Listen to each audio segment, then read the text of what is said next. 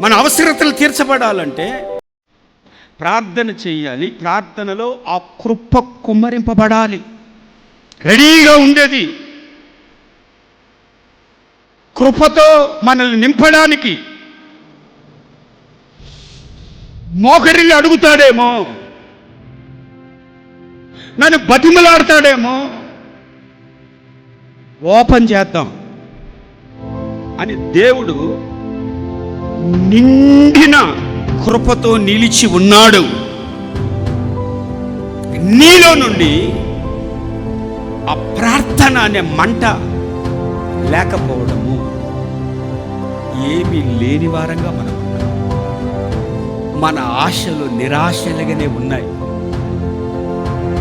ఎవరి వైపో మనము చూడనక్కర్లా. యేసయ్యకి మహిమ కలుగునుగాక. ఈ సమస్త పునాదే కృప. ఎవరి వైపో చూడనక్కర్లా, ఎవరినో బ్రతిమిలాడనక్కర్లా.